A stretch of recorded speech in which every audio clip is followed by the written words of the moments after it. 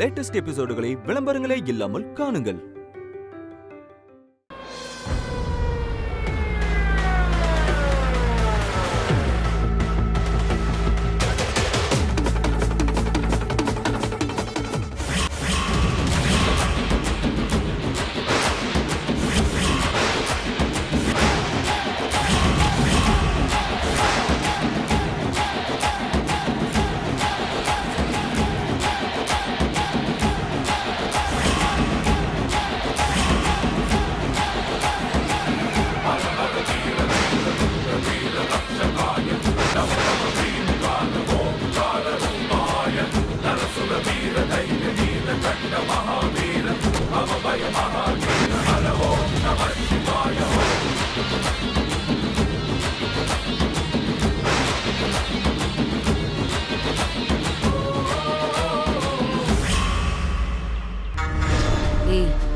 ஏண்டி என்னமோ வரமாட்டான்னு சொன்ன?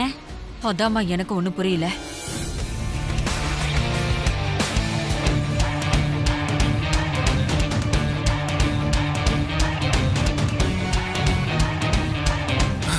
மாப்பிள எங்கடா போயிட்ட? எங்க பின்னாடி தானே மாப்பிள வந்தீங்க, பிறகே இம்புட்டு நேரமாச்சு.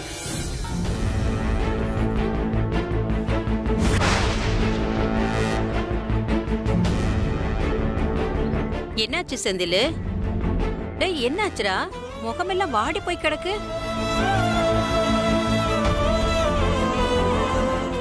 அது ஒண்ணு இல்லக்கா, சம்பந்தி கார் பின்னாலதான் மாப்பிள வந்திருக்கான். ஏதோ இடையில நேத்தி கடன் ஏதோ மிஸ் ஆகி போச்சான், அதுக்கு போய் தேங்காய் உடைச்சு பிரார்த்தனை முடிச்சிட்டு வந்திருக்கான். அதானே மாப்பிள? ஓ, இம்புட்டு தானா? அது ஒரு வார்த்தை போன் பண்ணி சொல்லிருக்கலாம்ல. நாங்க என்னமோ ஏதோன்னு தவிச்சு போயிட்டோம்ல. எது சொல்லலையா?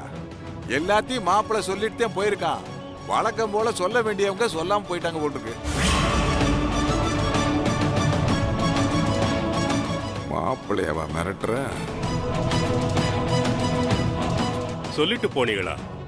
யார்கிட்ட சொல்லிட்டு போனீங்க? எல்லா விஷயத்தையும் உங்க மருமகிட்ட தான் மாப்பிள சொல்லிட்டு போயிருக்கான்.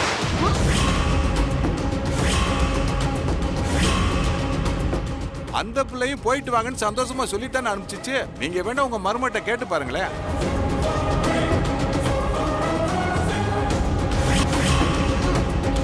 அம்மா என்ன? மாப்பிள உங்ககிட்ட சொல்லிட்டு தான் போனாரா நாகு?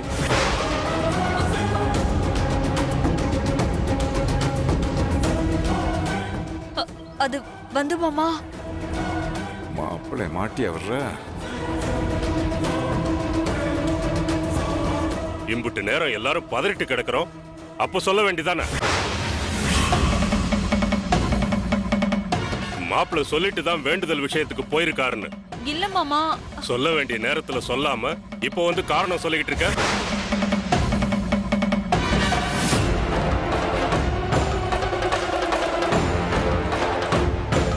அட விடுங்கப்பா, முகூர்த்தத்துக்கு லேட் ஆகுதுல. ஆர்த்தி எடுத்து மாப்பிள்ளைங்களை உள்ள கூட்டிட்டு வாங்கப்பா.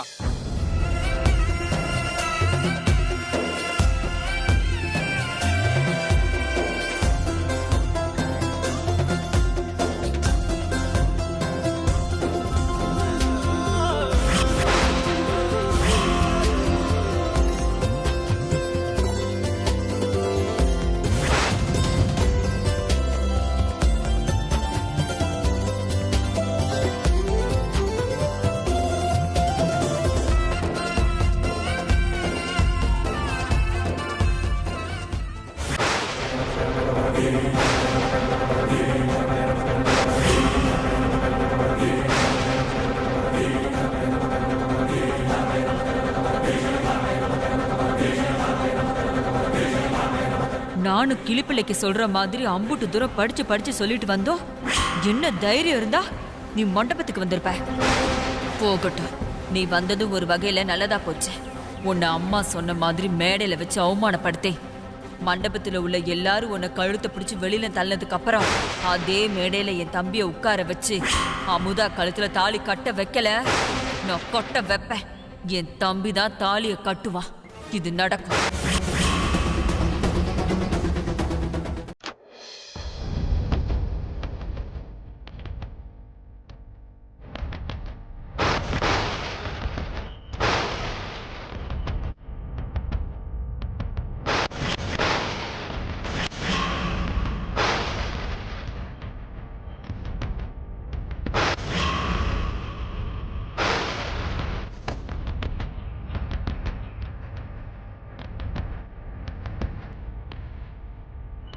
மாப்பிள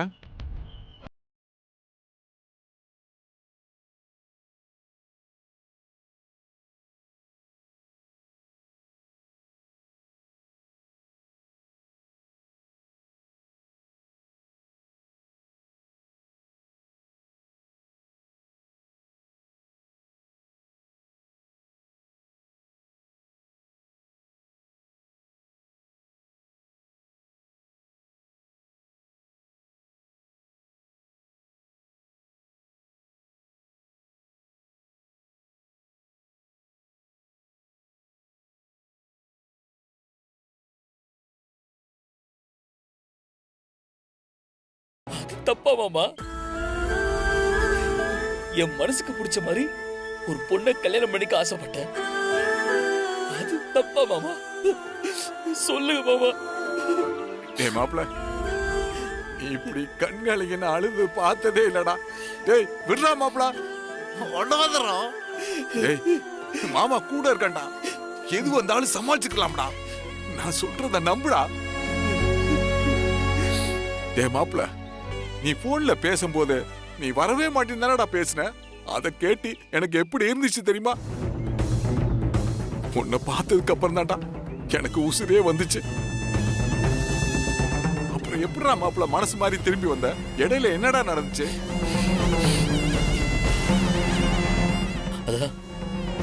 அதான் நான் ஏற்கனவே சொன்னேன் மாமா, பிரச்சனை என்ன சுத்தி சுத்தி அடிக்குதுன்னு. நான் மூச்சு கூட விட முடியாத மாதிரி நல்லா வந்து மாட்டிட்டு இருக்கேன். இதெல்லாம் எங்க போய் முடியும்னே தெரியல மாமா.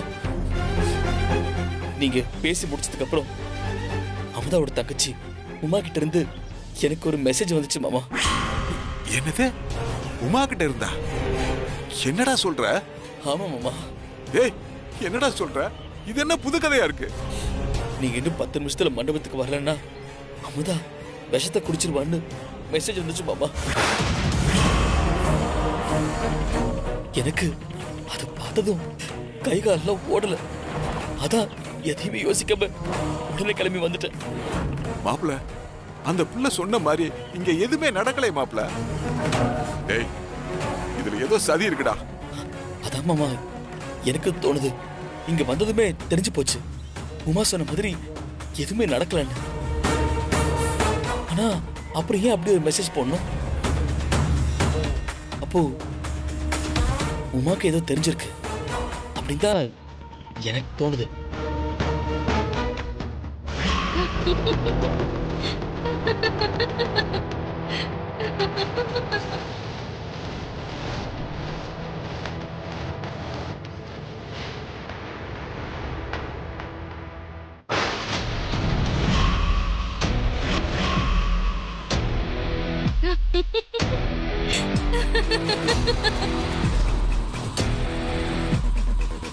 சாமி, என்னன்னு சொல்லுங்கம்மா. எங்க அண்ணமண்டி உங்ககிட்ட பேசிட்டு இருந்தாங்க, அத நான் கேட்டேன் சாமி. பெரியவங்க எதை செஞ்சாலும் உங்க நன்மைக்காக தான் இருக்கும். இல்ல சாமி, அவங்க என் அக்கா நல்லதுக்காக எல்லாம் சொல்லல. அவங்க தம்பிக்கு என் அக்காவை கல்யாணம் பண்ணி வைக்க பார்த்தாங்க, அது நடக்கல. அதனாலதான் வேணும்னே என் அக்காவோட கல்யாணத்தை கெடுக்கணும்னே இதெல்லாம் பண்றாங்க. உண்மையாவே என் அக்காவை கல்யாணம் பண்ணிக்க போறவரு ரொம்ப நல்லவரு சாமி. நீங்க என் அண்ணமண்டி சொல்றத கேட்டு எதுவும் பண்ணி அவங்க கல்யாணத்தை கெடுத்துறாதீங்க ப்ளீஸ் சாமி. ஈஸ்வரா, எவ்வளவு பெரிய பாவம் பண்ண பார்த்தேன். இந்த கல்யாணம் உனக்கு நடக்கணும்டி, அப்பதான் நான் நினைச்சது நடக்கும். நல்ல வேலைம்மா, நீ வந்து சொன்ன, நான் பாத்துக்கிறேன். கவலைப்படாம நீ போமா. சரிங்க சாமி. இல்ல இல்ல, நீங்க சாமி உண்டியல போட்டுருங்க. சரிம்மா. அமுதா, உன்னை அம்புட்டு ஈஸியா தப்பிக்க விட்டுருவன்னு நினைச்சிட்டு இருக்கியா? இம்புட்டு வருஷமா என்னென்ன நடந்திருந்தாலும் இன்னைக்கு நான் ஜெயிச்சே ஆகணும். நான் நினைச்சது நடந்தே ஆகணும். நீ மேடை ஏறணும் அமுதா. அந்த ஃப்ராடு செந்தில் கையால தாலி கட்டிக்கணும். வாத்தியார கட்டிக்கணுங்கிற உன் கனவு இந்த ஜென்மத்துல நடக்காமையே போகணும். அதுக்கப்புறம் அந்த உண்மைய நீ தெரிஞ்சுக்கணும். அதுக்கு தான் அந்த செந்தில் கிட்ட நீ விஷத்தை குடிக்க போறேன்னு போய் சொல்லி வர சொன்ன. கோவில் அவனை காப்பாத்தினதே நான் தான். அது மட்டும் இல்ல, கல்யாணம் முடியறதுக்குள்ள உனக்கு எம்பிட்டு பிரச்சனை வந்தாலும் அத நான் தடுப்பேன். அப்புறம் வாழ்க்கைய நான் கெடுப்பேன். ஒரு பக்கம் என் அம்மாவோட உசுறு, இன்னொரு பக்கம் என் அமுதாவோட உசுறு. நான் என் உசுருக்கு மேல நினைக்கிற இவங்க 2 பேரும் எனக்கு வேணும் அம்மா. இவங்க 2 பேரையும் நான் எழுதிடக்கூடாது. டேய், கடவுள் மேல பாரத்தை போடுறான். அவர் எப்பயுமே நம்ம கூட இருப்பார்றான். எது நடக்குமோ அது நல்லதாவே நடக்கும். நம்புவோம்டா.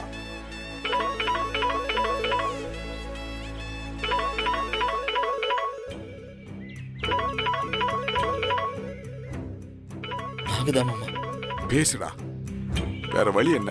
தலையில ஏறின சனி விடவா போகுது? பேசுடா. ஹலோ, உன்கிட்ட கொஞ்சம் தனியா பேசணும். இப்பவே மொட்டை மாடிக்கு வா.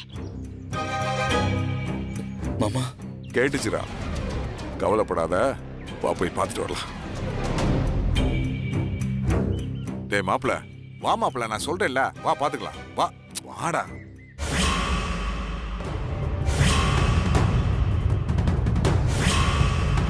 யோ செந்தில, சும்மா சொல்லக்கூடாது. உனக்கு ரொம்ப தைரியம் தாயா. கோவில்ல வச்சு நான் அம்புட்டு தூரம் வரக்கூடாதுன்னு சொல்லி நீ வந்திருக்கேனா? சும்மா சொல்லக்கூடாது. சரியான ஆளியா நீ? அது சரி, அந்த தைரியம் இருக்க போய் தான் இம்புட்டு தூரம் எல்லாரையும் வாத்தியார்னு நம்ப வச்சு ஏமாத்திட்டு இருக்க. நான் சொல்றத கொஞ்சம் பொறுமையா கேளுத்தா. நீ தப்பா புரிஞ்சிருக்க. செந்தில் இதெல்லாம் வேணும்னு ஒன்றும் செய்யலத்தா. எல்லாம் அவங்க ஆத்தா உயிரை காப்பாத்துக்க ஒரு பொய் சொல்ல போய்தான் அது இம்புட்டு தூரம் வந்து நிக்குது. இந்த பொய்ய கூட செந்திலா சொல்லலாத்தா. நான் தான் மாப்பிள்ளை சொல்ல சொன்னேன். என்ன தண்டனை கொடுத்தாலும் அதை எனக்கு கொடுத்தா. யோ மாமா, நீ சொல்ற இந்த கதையெல்லாம் கேட்கறதுக்காக உங்களை இங்க நான் வர சொல்லல.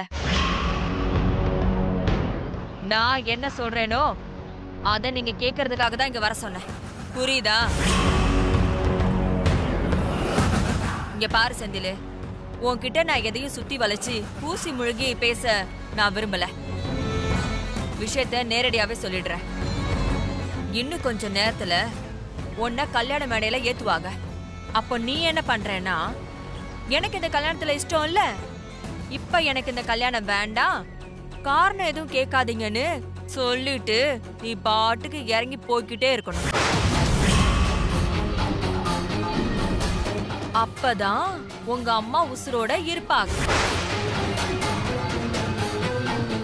இதெல்லாம் நான் உன்னை ஒண்ணு பழி வாங்கணும்னு சொல்லல. எனக்கு அமுதாவ என் தம்பிக்கு கட்டி வைக்கணும்.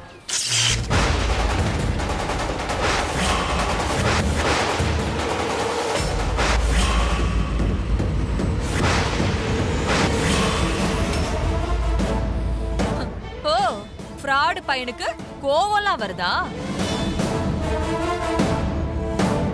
நீ மட்டும் நான் சொன்ன மாதிரி சொல்லிட்டு போயிட்டே இருந்தேனா, இப்பவே எங்க வீட்ல இருக்கிற அதே பவுசோட வாத்தியாருங்கிற மரியாதையோட வெளியில போவ. இல்லன்னு வச்சுக்கோ, ஏன் யோசிச்சுக்கோ. உனக்கு உன் அம்மா முக்கியமா இல்ல அமுதா முக்கியமானு?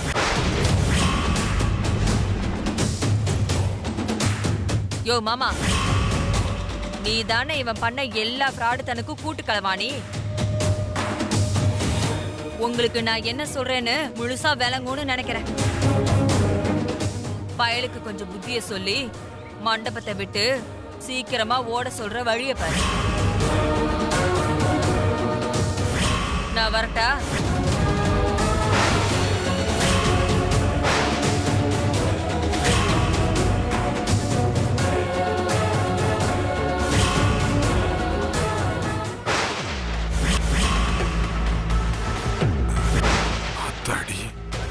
மாப்பிள, அம்மா வந்திருக்குடா.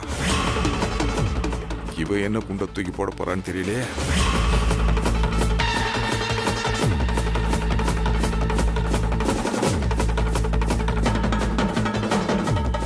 என்னத்த ஒரு மாதிரியா பாக்குற?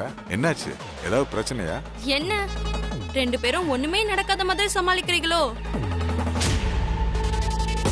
ரொம்ப சிரமப்படாதீங்க, எனக்கு எல்லா விஷயமும் தெரியும்.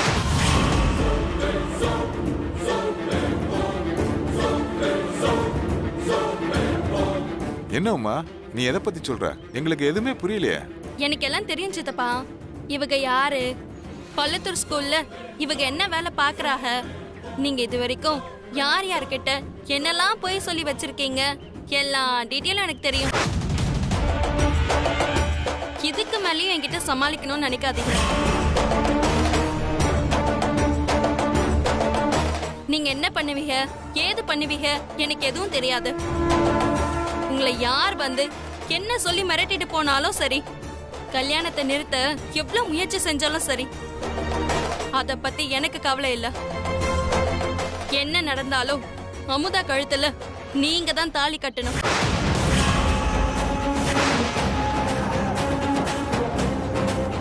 அப்படி மட்டும் நடக்கல, உங்க அம்மாக்கு இன்னும் நீங்க வார்த்தை இல்லைன்னு தெரியாது தானே?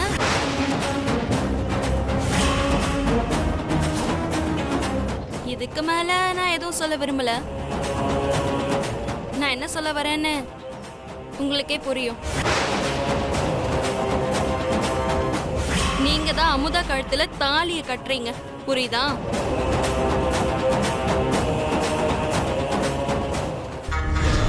தாலிய கட்டுங்க பாத்தி, அப்புறம் பாப்பீங்க இந்த உமாவோட ஆட்டத்தை.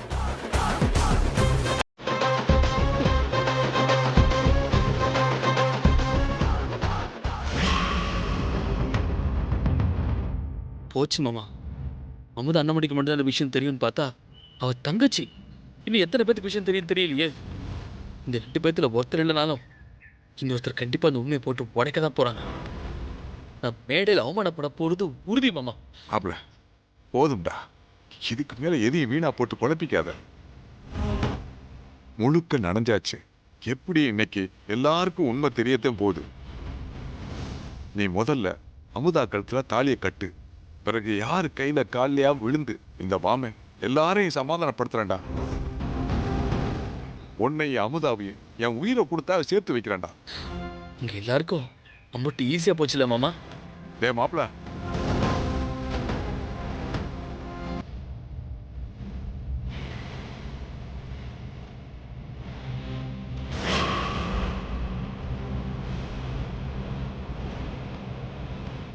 என்ன பண்ணலாம்? ஆண்டவா, என்ன இப்படி ஆயி போச்சு? யார்கிட்ட போய் யாருக்கு நீ என்ன பேசுறது? ஆண்டவா, இப்படி அம்புட்டு பிரச்சனை ஒன்னா சுத்து போடுதே.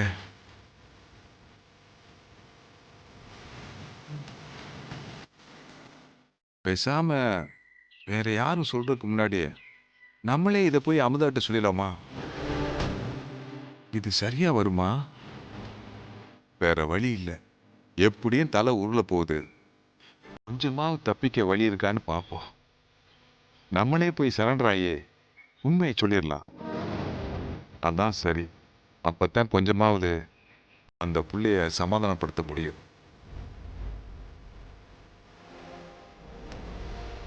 சொல்லிடலாம். செல்லம்மா, நீ ஏன் சோகமா இருக்க? அதுவா, எனக்கு தான் சுத்தமா படிப்பே வரலையே. அப்ப நான் சோகமா தானே இருக்கணும். உங்களுக்கு படிப்பு வரலையா அப்படின்னு யார் சொன்னாங்க? வேற யார் சொல்லணும்? எல்லாம் எங்க அம்மா தான். நான் கிளாஸ்ல நடக்கிற எல்லா எக்ஸாம்லயும் ஃபெயில் ஆயிடுறேனா, அதனால எனக்கு படிப்பே வராதான் அப்படின்னு என்ன திட்டிட்டே இருக்காங்கக்கா. காலையில உனக்கு கல்யாணம்னு புது ட்ரெஸ் கேட்டேன்னா அதுக்கு கூட திட்டிட்டே இருக்காங்கக்கா. இதுக்கா இவ்ளோ சோகமா இருக்கிய? ஆமா.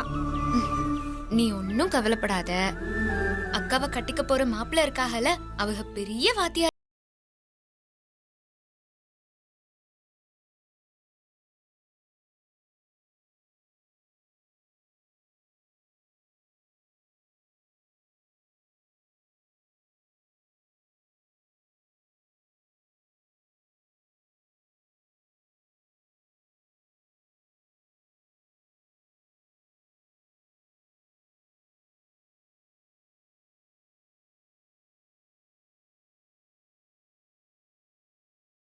ஆசைப்படுறாளே, இவட்ட என்னத்த பேச?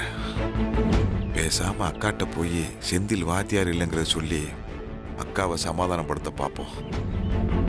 இன்னைக்கு இதுக்கு ஒரு முடிவு எடுத்துட வேண்டியதான்.